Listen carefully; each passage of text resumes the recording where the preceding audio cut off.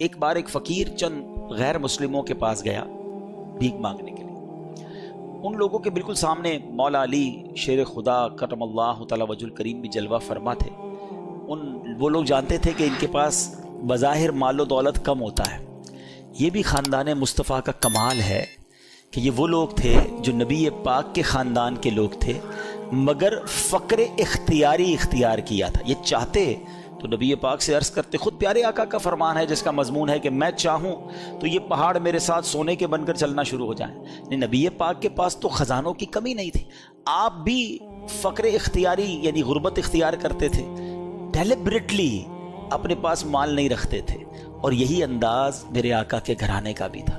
ان کفار نے، ان غیر مسلموں نے مذاق اڑانے کے لیے بھکاری سے کہا کہ جاؤ ان سے مانگ لو. مولا علی کی طرف اشارہ کیا تو وہ بھکاری آپ کے پاس آ گیا. اچھا وہ سامنے بیٹھے تھے تو مولا علی شیر خدا سے کہا آپ بھی مجھے اللہ کے نام پہ کچھ دیں.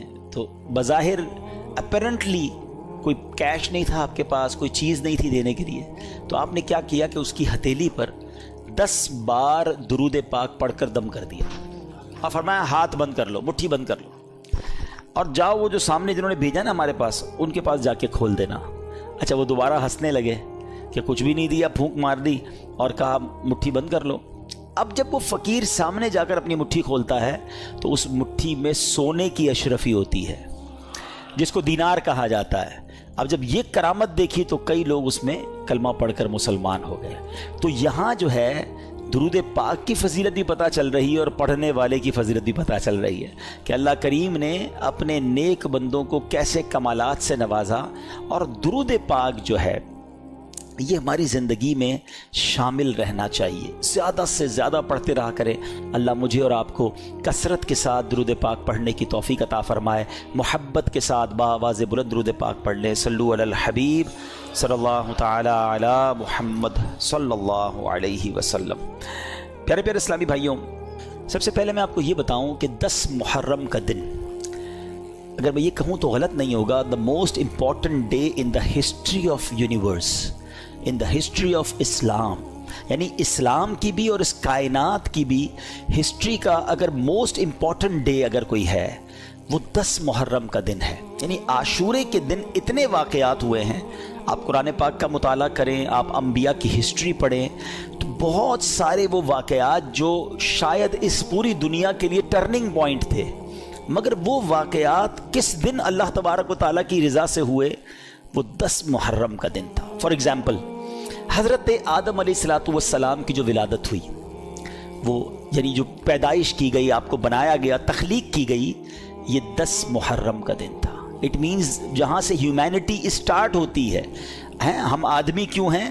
حضرت آدم کی اولاد سے ہیں، تو حضرت آدم کو ہی 10 محرم کو بنایا گیا. اسٹارٹ آف آپ یہ کہہ سکتے ہیں کہ انسانیت کی جو ابتدا ہو رہی ہے، تخلیق آدم جو ہوتی ہے وہ 10 محرم کو ہوتی ہے. پھر آپ کو جنت میں جو داخل کیا گیا وہ بھی 10 محرم ہی کا دن تھا. حضرت آدم علیہ السلام کی جو توبہ قبول ہوئی وہ بھی 10 محرم ہی کا دن تھا. یعنی حضرت آدم علیہ السلام کی زندگی کے اہم ترین جو وقت تھا، جو بھی ایونٹ آیا وہ 10 محرم کا دن تھا. اچھا اب آتے ہیں کہ حضرت ابراہیم خلیل اللہ علیہ نبینا علیہ السلام کی پیدائش، آپ خلیل اللہ ہیں. اور یہ بھی آپ کو پتہ ہونا چاہیے کہ نبی پاک علیہ السلام کے بعد انبیاء میں سب سے زیادہ بڑا مرتبہ اگر کسی کا ہے تو وہ حضرت ابراہیم علیہ السلام کا ہے. سارے دینوں میں یہ ایک بات بڑی سگنیفیکنٹ ہے کہ 4 جو بڑے آسمانی کتابیں تھیں اور آج بھی جو آسمانی دین کہلاتے ہیں، اس میں سب میں حضرت ابراہیم کی بڑی جو ہے نا یوں سمجھے کہ عزت ہے، احترام ہے اور ان کا مقام ہے.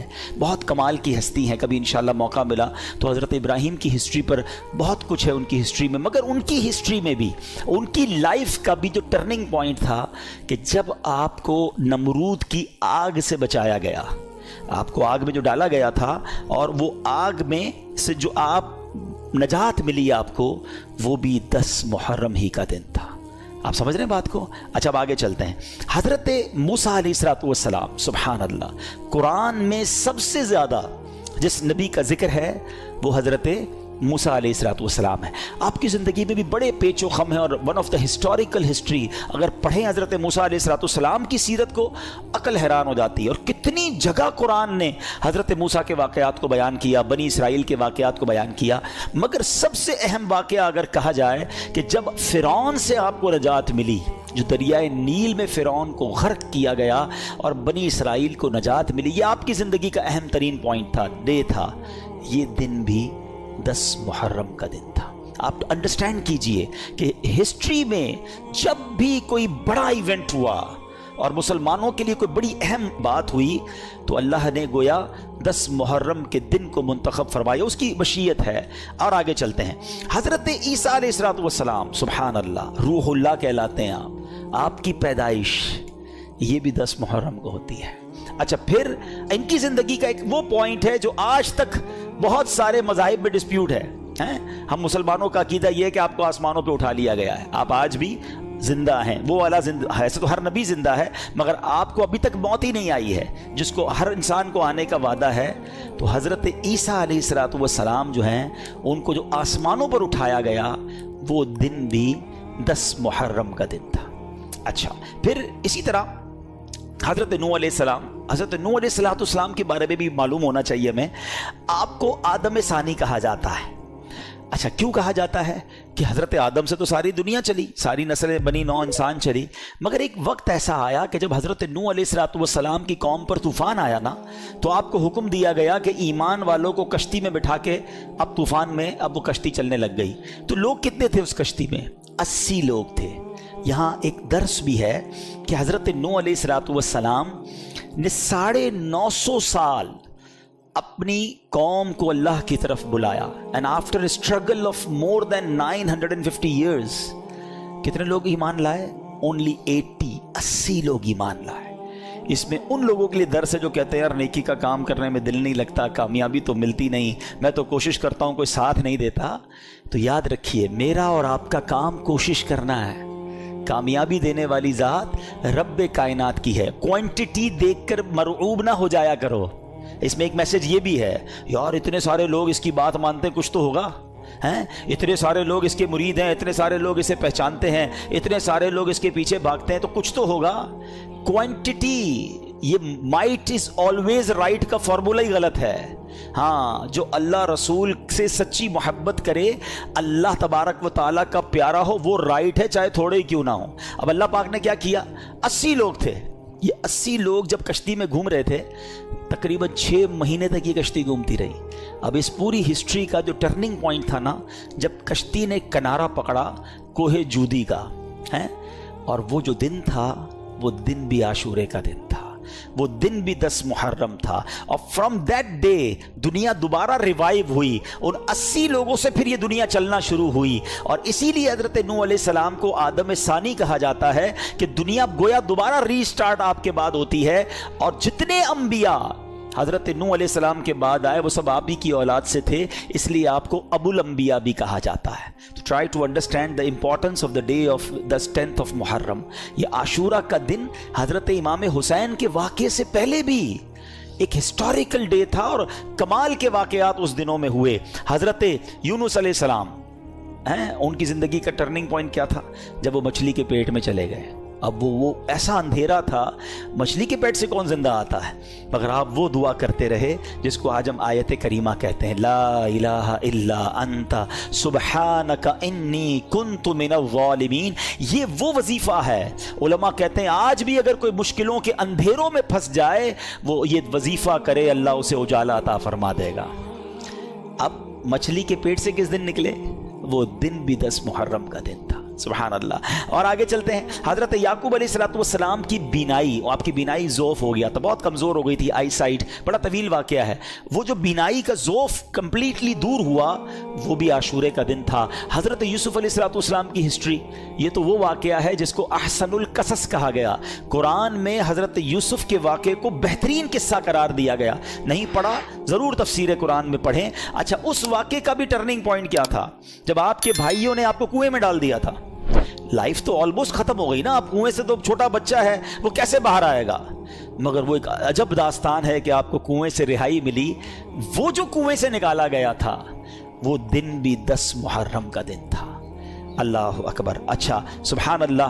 अब इस दिन हजरत अय्यूब अलैहिस्सलाम, सब्र अय्यूब बड़ा मशहूर है, आपकी तकलीफ जो दूर की गई, जिस दिन सब्र अय्यूब का इम्तिहान ख़त्म हुआ और आपसे बीमारी ख़त्म हुई, वो दिन भी 10 मुहर्रम का था। और अल्लाह करीम ने इस दिन बहुत सारी इन्वेंशंस भी की हैं। हम कहते हैं ना फलां तारीख को फलां चीज़ बनाई गई, फलां तारीख को फलां चीज़ बनी, डेट्स याद होती हैं। आओ मैं बताता हूँ कि इस दिन सुभान अल्लाह मेरे रब अज़्ज़ वजल ने अर्श, कुर्सी, आसमान, ज़मीन, सूरज, चांद, सितारे और जन्नत, ये सब बनाए वो दिन भी आशूरे का ही दिन था।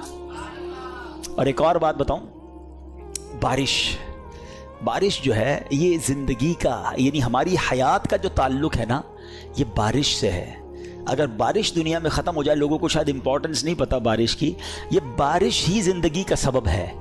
जी हाँ, इसकी पूरी एक रिसर्च है। खैर आज बयान का मौजू कुछ और, एक हल्का सा टच दे देता हूँ।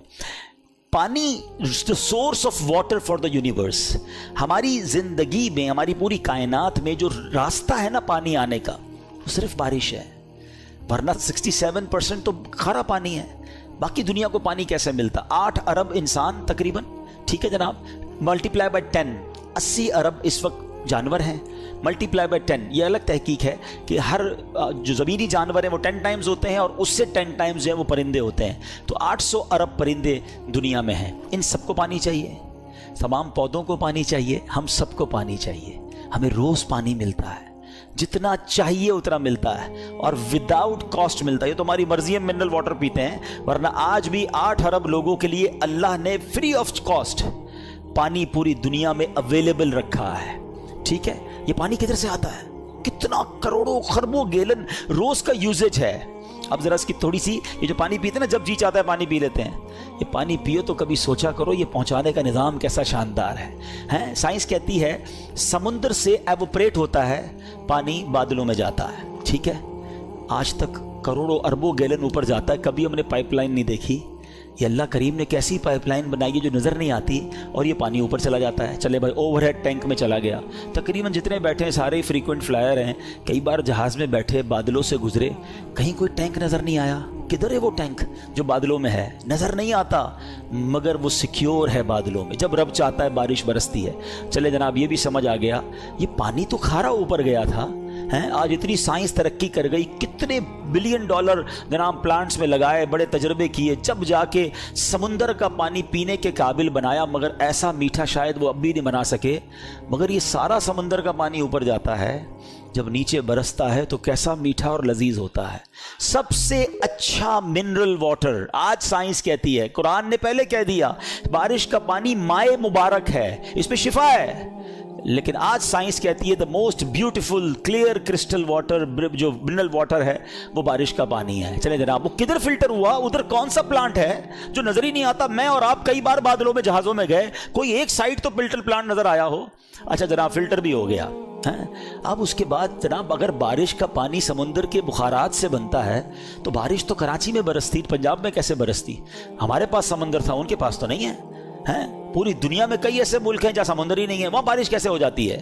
अल्लाह अकबर। रब ने इन बादलों की ट्रांसपोर्टेशन का इंतजाम किया, हवा का निज़ाम बनाया, ये बादल को लेकर चलती है और हर उस जगह पर जाकर पानी पहुंचता है जहां इंसान को ज़रूरत है। अच्छा, बारिश बरसी, किसी ने कटोरा भरा, किसी ने जनाब टैंक भर लिया, बारिश ख़त्म हुई, फिर पानी ख़त्म हो जाता, दोबारा कैसे मिलता? तो सुभान अल्लाह, हम फ्रिज बनाते हैं ठंडा पानी करने के लिए। अल्लाह ने नॉर्दर्न एरियाज़ में ऐसे फ्रिज बना दिए कि जहाँ ये बारिश का पानी कोल्ड स्टोरेज में स्टोर हो जाता है। साइंस बताती है कि अब भी ऐसे कई ग्लेशियर हैं जो 100 साल से ज़्यादा वक्त हो गया पिघले ही नहीं है, वो स्टोर मौजूद है। जब गर्मियों में खपत बढ़ती है, अब पानी पिघलना शुरू होता है, नहरों में आता है, पूरी दुनिया में जहाँ ज़रूरत होती है उन इलाकों में पानी पहुँचता है। लोग कहते हैं अंडरग्राउंड टैंक होने चाहिए। अल्लाह ने ज़मीन को कैसी सलाहियत दी है, जितना पानी हमने पीना है हमने पिया, ज़मीन को ज़रूरत थी ज़मीन ने पिया, एक्स्ट्रा पानी ज़मीन के अंदर स्टोरेज हो गया। जब हमें ज़रूरत पड़ी हम बोरिंग करते हैं, अंदर से फिर साफ़ पानी निकल आता है। ये निज़ाम अगर आप समझ लेना पूरा, तो हर घूंट पे कहने को जी चाहेगा फ़बी अय्यि आलाइ रब्बिकुमा तुकज़्ज़िबान है। अब बताओ, और आपको पता है ये बारिश जब इतनी अहम है ना, तो ज़मीन पर सबसे पहली बारिश जब बरसी थी ना, वो दिन भी 10 मुहर्रम का दिन था। तो ये है 10 मुहर्रम का दिन یہ دن گھومنے پھرنے کا دن نہیں ہے، لوگ پکنک منانے جاتے ہیں، چھٹیاں مل گئی اب جناب گھومنے پھرنے جا رہے ہیں۔ یہ بڑا ہسٹوریکل ڈے ہے، یہ عبادت کا دن ہے، اللہ کو یاد کرنے کا دن ہے۔ اچھا پھر ایک اہم ترین واقعہ ہونا ہے، اور وہ بھی کتابوں میں ملتا ہے کہ جب قیامت آئے گی تو وہ دن بھی 10 محرم ہی کا دن ہوگا۔ تو ٹرائی ٹو انڈرسٹینڈ، 10 محرم کے دن تمام جانور خوف زدہ ہوتے ہیں، آپ کو پتہ ہے؟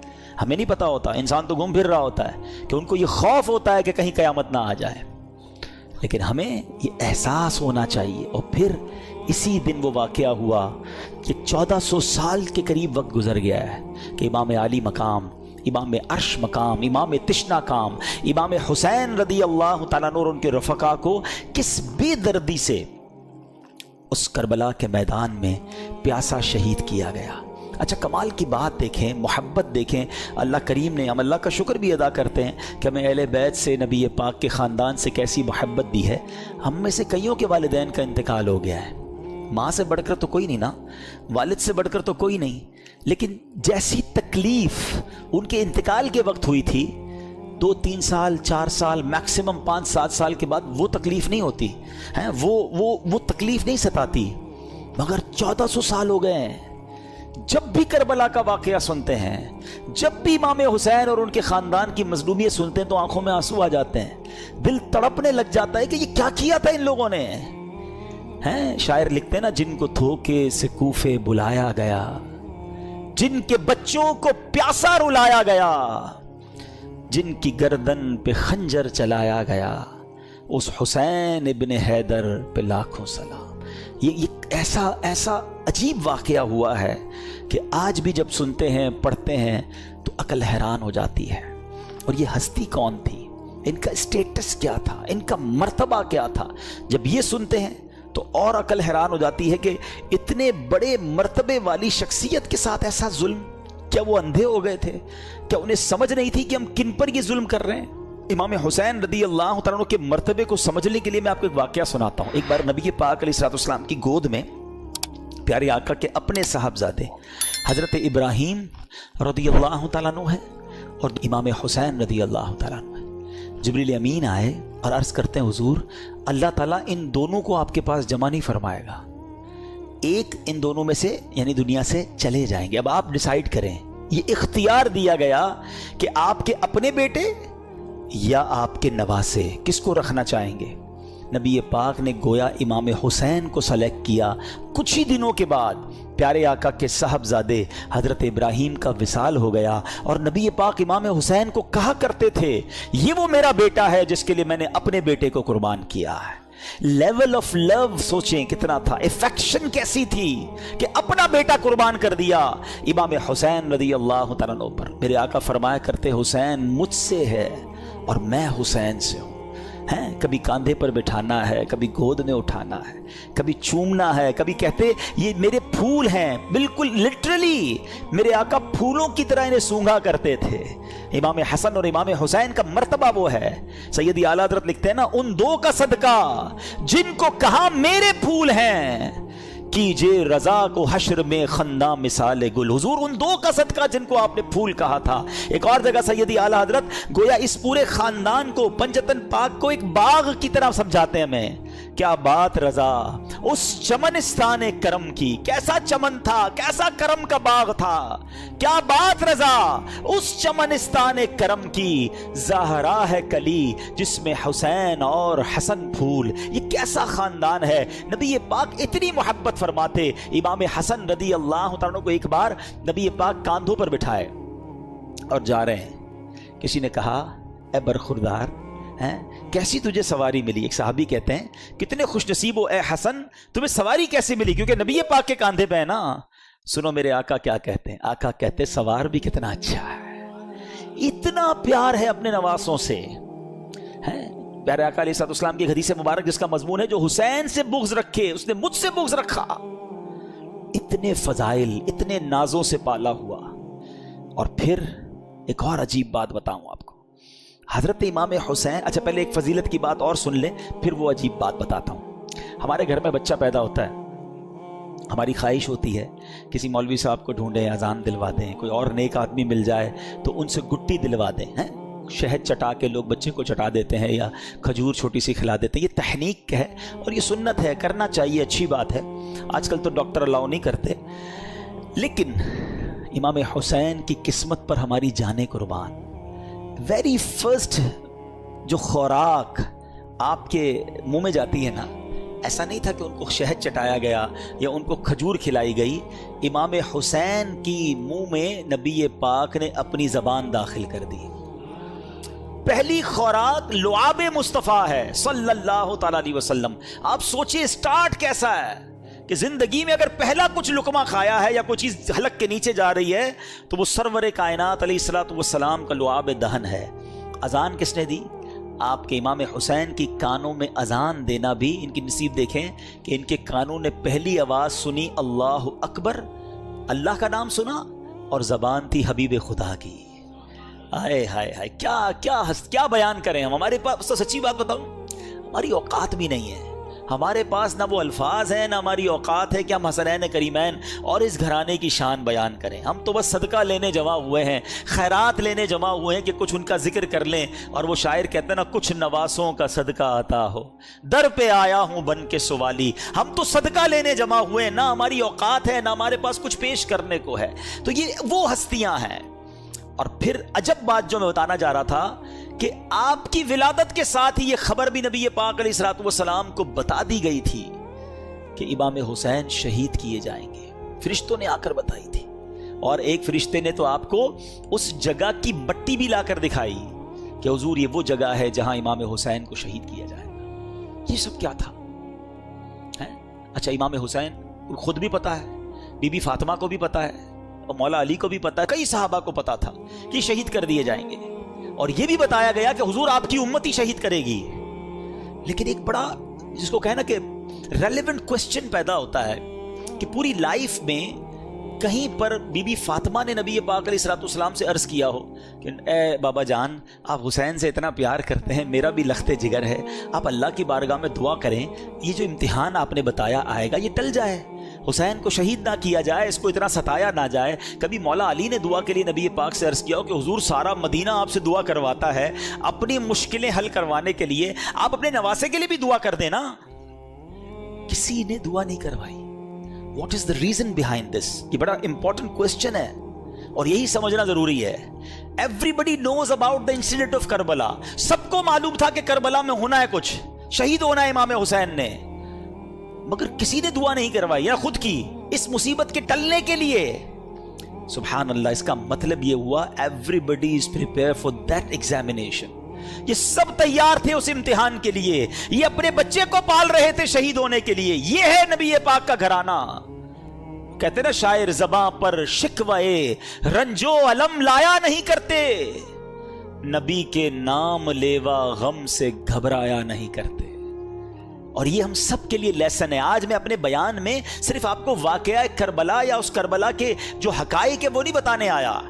یہ تو کئی بار ہم نے سنے ہیں کہ کیسے لڑائی شروع ہوئی, تو کب پانی بند ہوا, تو پہلا وار کس نے کیا, تو پہلا شہید کون ہوا. یہ واقعات ہم سنتے رہتے ہیں, مگر فرق کیا پڑتا ہے میری اور آپ کی زندگی میں؟ ہم امپلیمنٹیشن کیا لے کر جاتے ہیں؟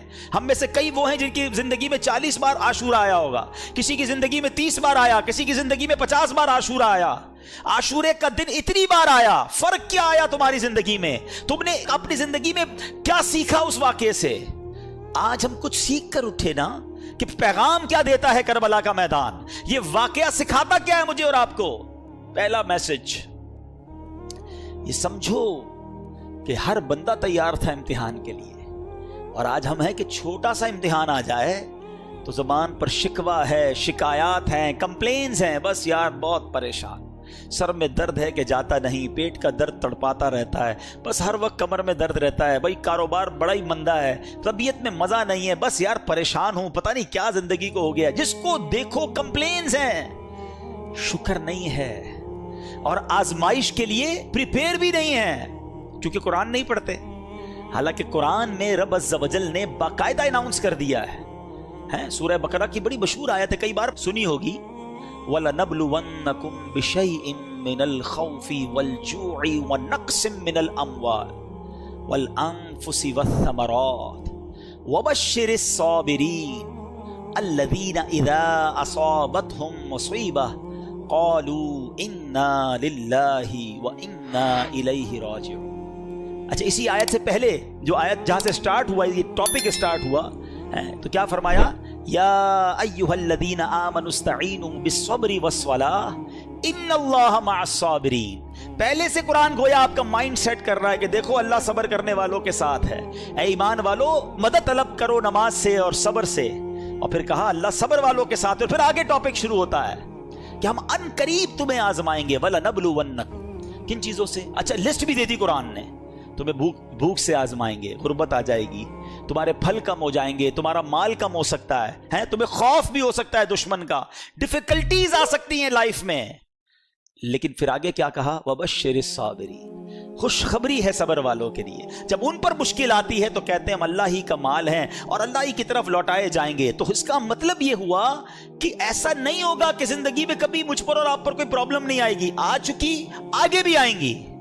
لیکن قرآن کہتا ہے خوشخبری ہے صبر والوں کے لیے کہ جب پرابلم آتی ہے تو پریپیئر ہوتے ہیں، اللہ کا شکر ادا کرتے ہیں، صبر کرتے ہیں. تو کربلا کا میدان، کربلا کا یہ انسیڈنٹ صبر کا درس دیتا ہے. آج سے نیت کریں کہ مشکلوں پر بے صبری نہیں بلکہ صبر کا دامن تھامیں گے، اللہ کی رضا پر راضی رہیں گے. اب آگے چلتے ہیں. یہ کربلا کا جب واقعہ ہوتا ہے تو امام حسین رضی اللہ عنہ کو تو دھوکے سے بلایا گیا نا. آپ تو لڑنے تو گئے نہیں تھے. لڑنے کے لیے کون بچوں کو اور فیملی کو لے کے جاتا ہے؟ آپ کو تو باقاعدہ معزز مہمان کے طور پر بلایا گیا تھا کہ حضور آپ آئیں اور آ کر ہمیں بچائیں. ہم یزید کی بیعت نہیں کرنا چاہتے، ہم آپ کی بیعت کرنا چاہتے ہیں. اور آپ پر چونکہ اتنے خطوط آ گئے، اتنی ریکویسٹ آ گئی کہ شرن آپ پر ضروری ہو گیا کہ اگر آپ نہ جاتے، کچھ لوگ کہتے نہیں جانا چاہیے تھا، اگر امام حسین نہ جاتے تو وہ کوفے والے قیامت کے دن اللہ کی بارگاہ میں عرض کرتے کہ مولا ہم نے تو امام کو بلایا تھا، وہ نہیں آئے، ہم نے مجبوراً یزید کی بیعت کر لی. تو امام پر گویا شرعاً لازم ہو چکا تھا کہ آپ ان کی بیعت کر لینے کے لیے، ان کی ہدایت کے لیے، کیونکہ وہ بلا رہے تھے، آپ جاتے. اور آپ نے بہت خوبصورت پلان ترتیب دیا.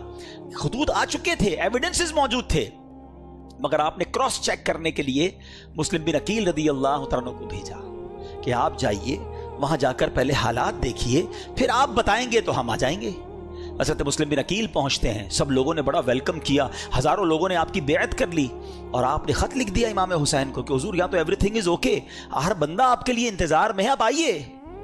انفارچونیٹلی دیکھیں کہ خط ادھر پہنچتا ہے، امام حسین ادھر روانہ ہوتے ہیں اور ادھر کوفے والوں نے غداری کی اور وہاں حضرت مسلم بن عقیل سے دھوکہ کیا. آپ کو شہید بھی کر دیا گیا، حضرت مسلم بن عقیل کے بچوں کو بھی شہید کیا گیا. اور حضرت مسلم بن عقیل رضی اللہ عنہ آخری وقت تک کہتے رہے کہ کاش میں وہ خط نہ لکھتا.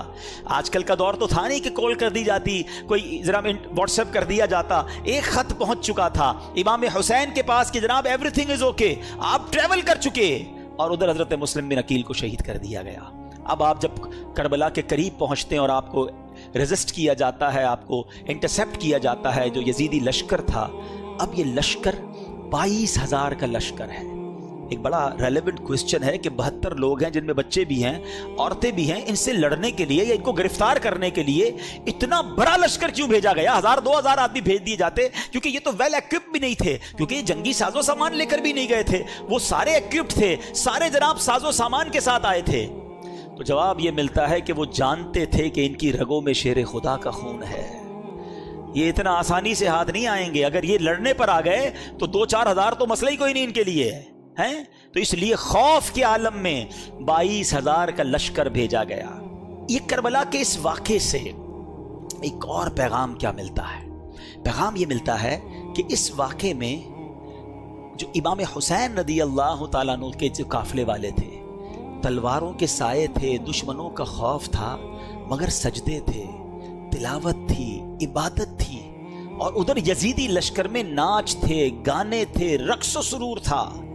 آج ہم سب غور کریں کہ ہماری زندگی حسینی طریقے پر گزر رہی ہے یا یزیدی طریقے پہ گزر رہی. میں تو پنجتن کا غلام ہوں، بہت شوق سے پڑھتے ہیں. یہ واقعہ کربلا صرف نیاز کھانے کے لیے آیا ہے یا صرف نعرے لگانے کے لیے آیا ہے؟ کچھ سیکھنا نہیں ہے، کچھ عمل نہیں کرنا کہ میں سارا سال یزیدی طریقے پر گزاروں؟ ان کی راتیں رقص و سرور میں گزری، کربلا کے میدان میں بھی. اور ان کی راتیں تلاوت قرآن اور دعاؤں میں گزری. میری اور آپ کی راتیں کیسے گزر رہی ہیں؟ فلموں میں، گانوں میں، میوزک میں، اور کہتے ہیں پنجتن کا غلام ہوں.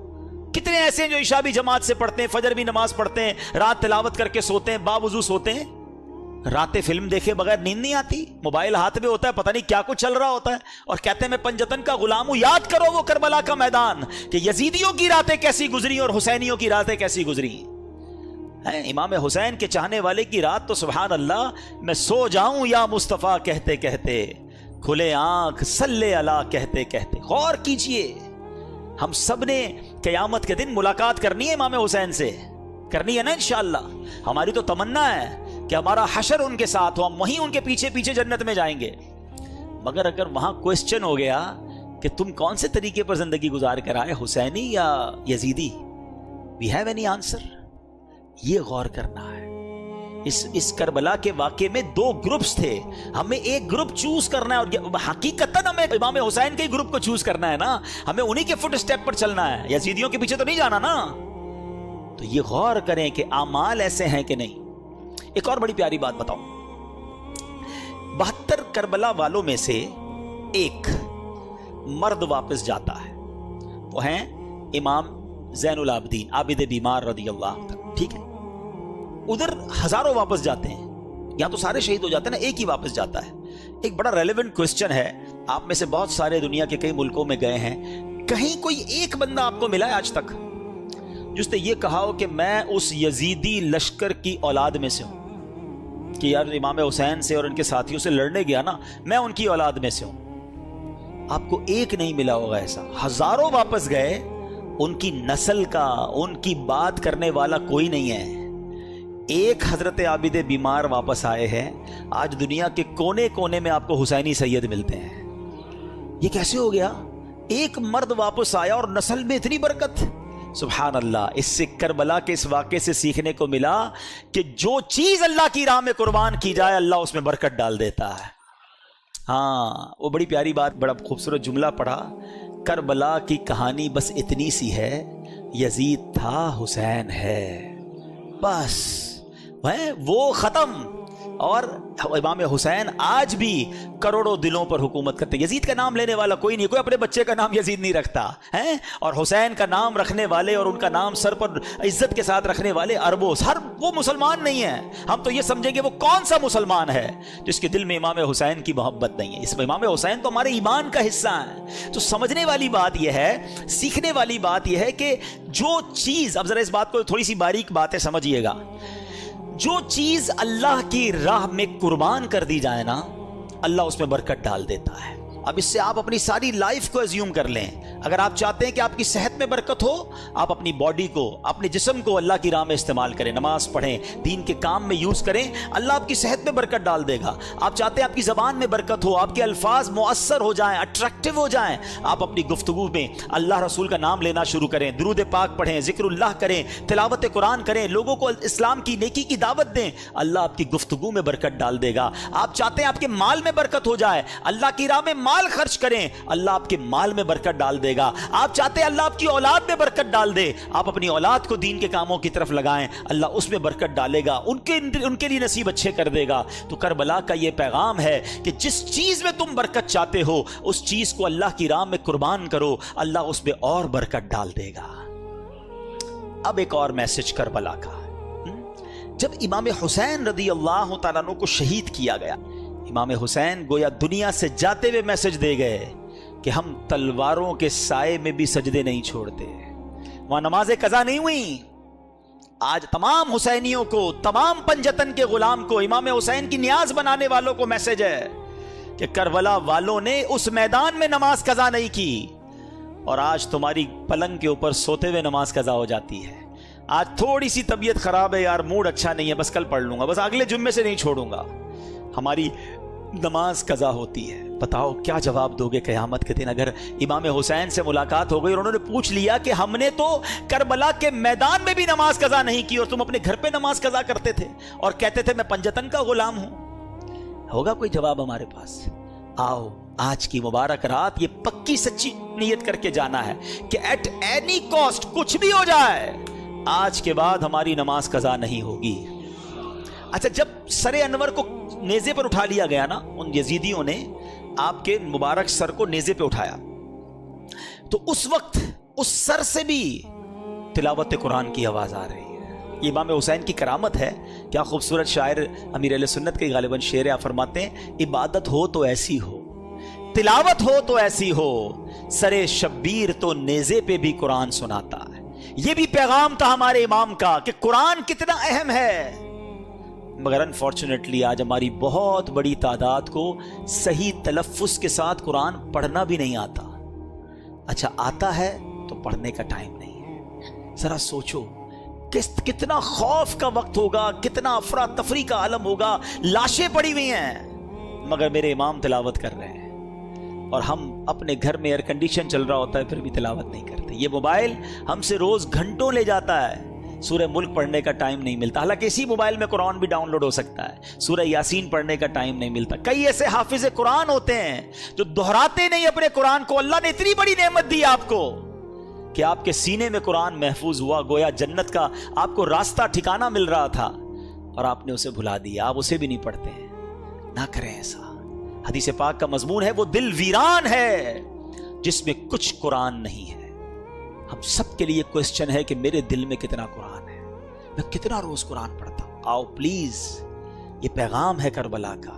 इमाम हुसैन की रूह भी बहुत खुश होगी। गिफ्ट देना चाहते हो ना अपने इमाम को, हैं, इसाले सवाब करना चाहते हो, लंगर बनाकर, खिचड़ा बनाकर और जनाब न्याज बांटकर जरूर करें। मगर इस बार थोड़ा वो पंजाबी में कहते हैं ना, जरा वखरा, जरा हट के आओ, जरा इसाले सवाब भी करें कि खिचड़ा जरूर बनाएं, न्याज भी बनाएं, मगर इस बार न्याजी के साथ साथ नमाजी बन के हम इमाम हुसैन को इसाले सवाब करें। हैं, हम पहले नमाजी हैं फिर न्याजी हैं। तो नियत करें इंशाअल्लाह कि अब रोजाना कुरान पढ़ेंगे इंशाअल्लाह।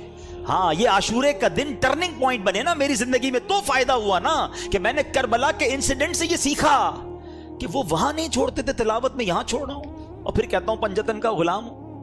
प्लीज कुरान से दोस्ती कर ले। अब आते हैं एक और मैसेज। इमाम हुसैन को एम्फसाइज किया गया, आपको बहुत ज्यादा प्रेशराइज करने की कोशिश की गई कि आप यजीद की बैत कर ले। एक ही तो मुतालबा था ना। अच्छा, आज मैं और आप मदीने जाने के लिए कितना तरसते हैं।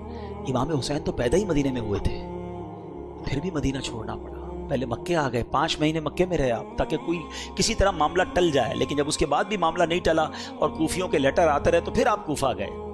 मदीना छोड़ना पड़ा, सब कुछ छोड़ना पड़ा, खानदान छोड़ना पड़ा, फिर शहीद भी हो गए। जब इतना ज्यादा बर्डन होना, यानी किसी के सर पर कोई पिस्तौल रख दे, तो शरीयत बहुत सारी चीजों की इजाजत दे देती है कि जब जान जाने का खौफ हो तो कई ऐसे काम जो हराम होते हैं वो हलाल हो जाते हैं फॉर द टाइम बीइंग। इसकी पूरी तफसील है। यानी अगर कोई किसी के माथे पर पिस्तौल रखकर बाद अल्लाह कहे कुफरिया कलमा कह दो, तो जान चूंकि बड़ी अहमियत है इस्लाम में, तो एक लेवल ईमान का वो है कि बंदा शहीद हो जाए, क्या नहीं कहता, लेकिन इजाजत शरीयत ये देती है कि वो दिल में ईमान रखकर जबान से कोई ऐसा जुमला कह दे जिससे उसकी जान बच जाए। मगर दिल में ईमान होना जरूरी है। यानी मैं समझा रहा, ये चाह रहा हूं कि ऐसी पोजीशन में बहुत सारे कामों की इजाजत मिल जाती है। तो इमाम हुसैन भी कंप्रोमाइज कर लेते, क्यों अब पूरे खानदान को शहीद करवा दिया? ये रेलेवेंट क्वेश्चन बनता है।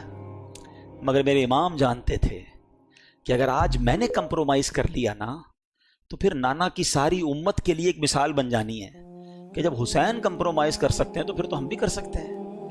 आपने बातिल के आगे सर नहीं झुकाया, सर कटा दिया, नाना के दीन को सर बुलंद कर गए। ये मैसेज है हम सबके लिए, उन तमाम लोगों के लिए जो आज छोटी छोटी बातों पर कंप्रोमाइज कर रहे हैं। अरे जनाब क्या करें, पूरे सभी लोग झूठ बोलते हैं, सच का जमाना नहीं, थोड़ा बहुत झूठ तो हम भी बोल लेते हैं।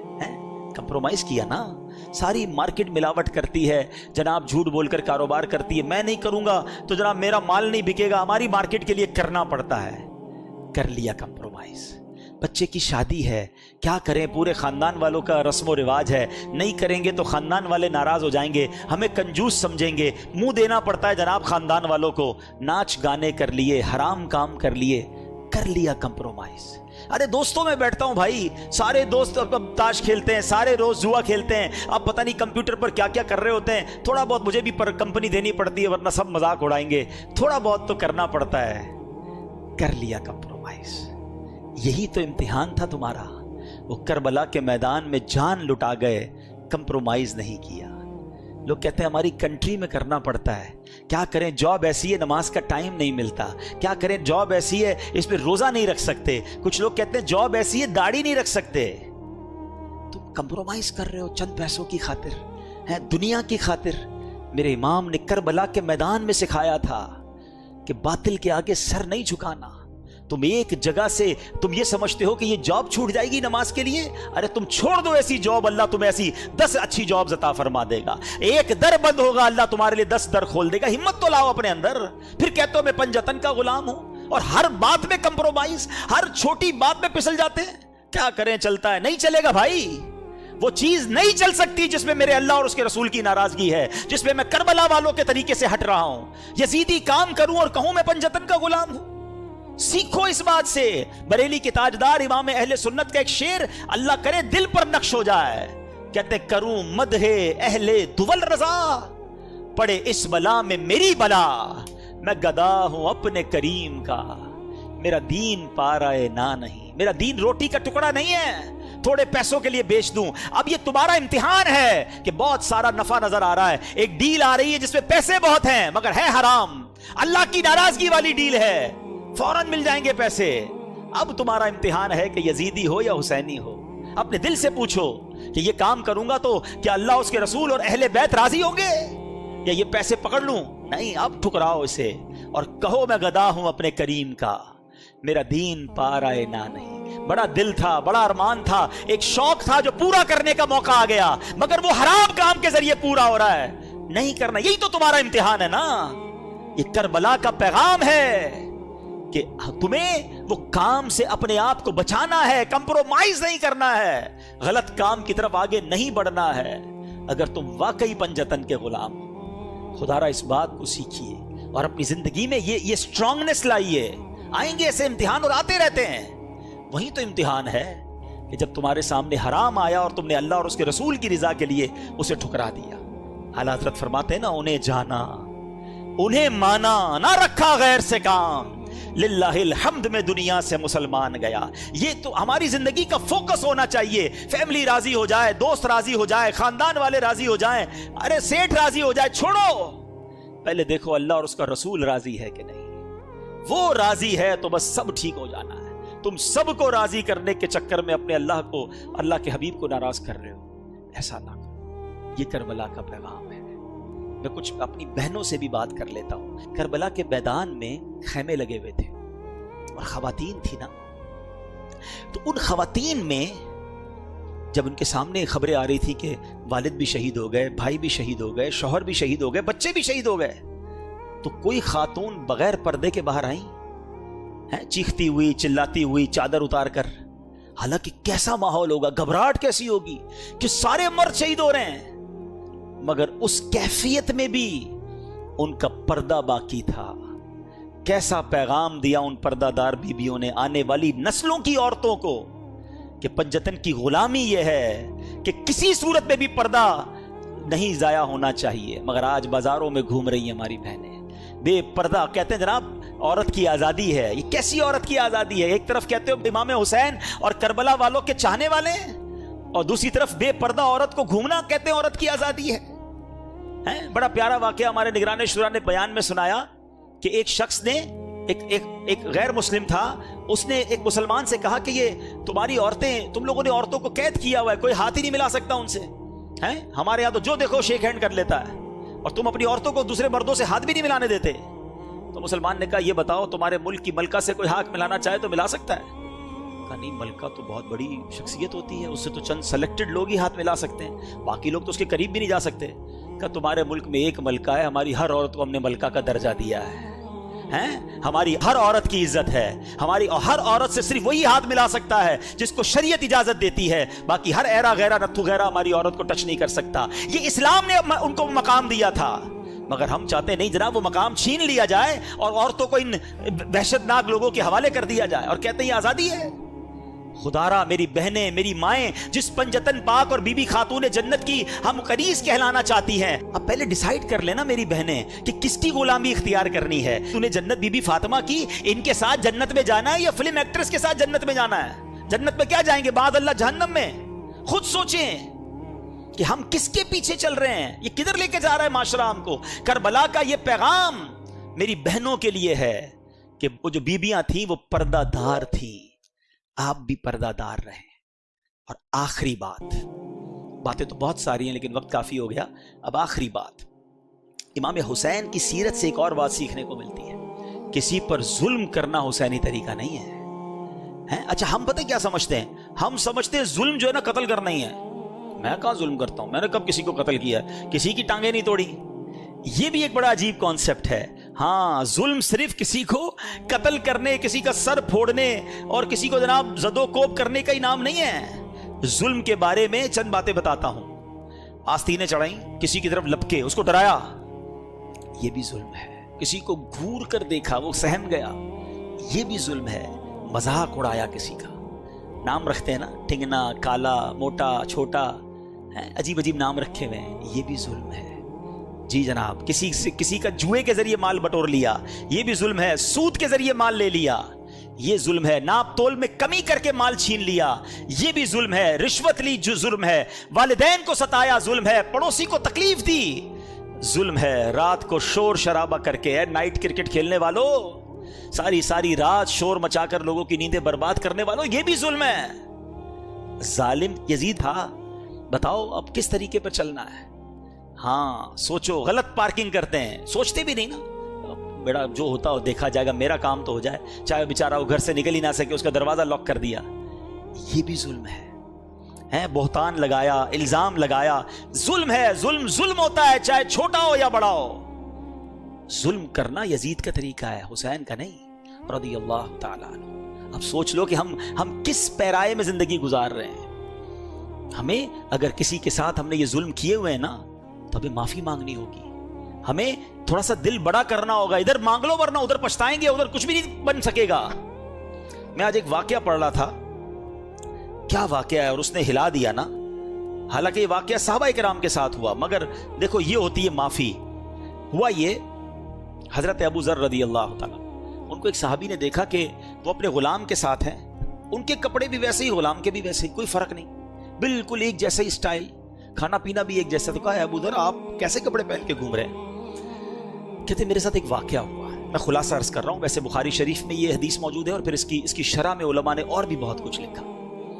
کہتے میرے ساتھ ایک واقعہ یہ ہوا کہ میں نے حضرت بلال رضی اللہ تعالیٰ عنہ کو, کوئی بات چیت ہوئی ہوگی تو کہہ دیا کہ اے کالی ماں کے بیٹے, کیونکہ آپ بلیک تھے, آپ افریقن تھے, غلام تھے, اسی بات پہ انہوں نے کہہ دیا.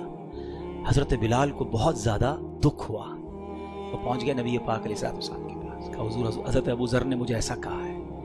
پیارے آقا علیہ السلام نے حضرت ابو ذر سے صرف یہ فرمایا کہ لگتا ہے ابھی تک تمہارے اندر وہ جہالت کے زمانے کی کچھ چیزیں باقی ہیں.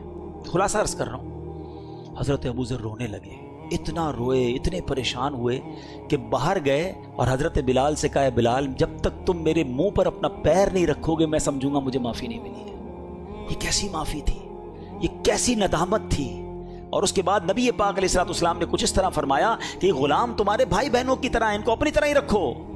تو کہتے ہیں اس دن سے اب میں اپنے غلاموں جیسا ہی لباس پہنتا ہوں, ان کے ساتھ ہی کھاتا ہوں, ان جیسی لائف اسٹائل گزارتا ہوں. یہ جگرا تھا نا کہ اگر غلطی ہوئی تو فوراً معافی بھی کیسی مانگی. آج ہمارے دوستوں کو, غریبوں کو جو جی چاہتا ہے کہہ کے گزر جاتے ہیں, ارے یار کوئی بات نہیں, چلتا ہے, اس کا تو ایسا ہی ہے معاملہ ہے, کیا کر لے گا, نوکر ہی ہے نا میرا, غریب ہی ہے بیچارہ, کیا کر لے گا. نہیں میرے میٹھے اسلامی بھائی, وہ بھی دل رکھتا ہے. حضرت بلال چلے گئے تھے نا نبی پاک کے پاس, وہ اللہ کی بارگاہ میں آج بھی ہاتھ اٹھا کے جا سکتا ہے کہ یا اللہ اس نے میرا دل دکھایا ہے. پھر یاد رکھنا تتر بتر ہو جاؤ گے. ہم نے چلتے کاروبار تباہ ہوتے دیکھے ہیں, چلتی صحت ختم ہوتے دیکھی ہے. ویسے میں ایک مشورہ دے دیتا ہوں, اگر آپ کو فیل ہو نا کبھی زندگی میں یار every thing is going very well, کاروبار بھی ٹھیک تھا, فیملی بھی ٹھیک تھی, عزت بھی بڑی تھی, اچانک ایک ایک کر کے چیزیں ختم ہو رہی ہیں, گھر والوں میں لڑائیاں ہو رہی ہیں, میری صحت خراب ہو رہی ہے, کاروبار بگڑتا جا رہا ہے, کچھ گڑبڑ ہے, تو چیک کر لینا کبھی کہیں کسی کا دل تو نہیں دکھا دیا, کسی کی ہائے تو نہیں لے لی. ہاں یہ ایک ہائے جو ہے نا یہ عرش تک جاتی ہے.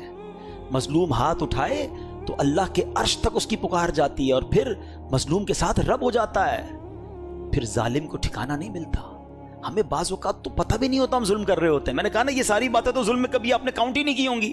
ہم تو ظالم کہتے ہیں اس کو جو پستول اٹھا کے کسی کو قتل کرتا ہے. ارے بھائی پستول کا وار کم تکلیف دیتا ہے جو زبان کا وار تکلیف دیتا ہے. عربی کا مقولہ ہے کہ تلوار کا وار تو ابھی بھی انسان سہ سکتا ہے, بعد میں ٹھیک ہو سکتا ہے. زبان کا وار جو ہے نا وہ انسان کو ٹکڑے ٹکڑے کر دیتا ہے, اور کئیوں کی زبان تو ہمیشہ انگارے ہی برساتی ہے. تو اے کربلا والوں سے محبت کرنے والوں, اپنی زبان نرم کرو, اپنی عادتیں نرم کرو. لڑائی جھگڑے اور لوگوں پر ظلم نہیں ہونا چاہیے, اور اگر کہیں ہو گیا ہے نا تو اس واقعے سے سبق حاصل کرو, مانگ لو معافی. بلے تمہارا مرتبہ بڑا ہے, تم سیٹھ ہو وہ نوکر ہے, تم باپ ہو وہ بیٹا ہے, تم چودھری ہو علاقے کے بڑے ہو اور وہ غریب تمہارا پڑوسی رشتہ دار ہے, کوئی بات نہیں, مانگ لو آج معافی. ورنہ قیامت کے دن اگر وہ کھڑا ہو گیا نا اللہ کی بارگاہ میں, پھر دینے کو کچھ نہیں ہوگا. پھر ادھر پیسے نہیں نیکیاں دینی پڑیں گی, وہ ہے ہی نہیں ویسے ہمارے پاس. تو اللہ کرے کہ آج اس کربلا کے واقعے سے ہم یہ جو میسیجز مل رہے ہیں ہمیں, یہ ہم سیکھیں اور اپنی ذات میں امپلیمنٹ کریں. اللہ کربلا والوں کی قبروں پر کروڑوں رحمتوں کی بارش نازل فرمائے, ان کے فیوز و برکات سے ہمیں مالا مال فرمائے.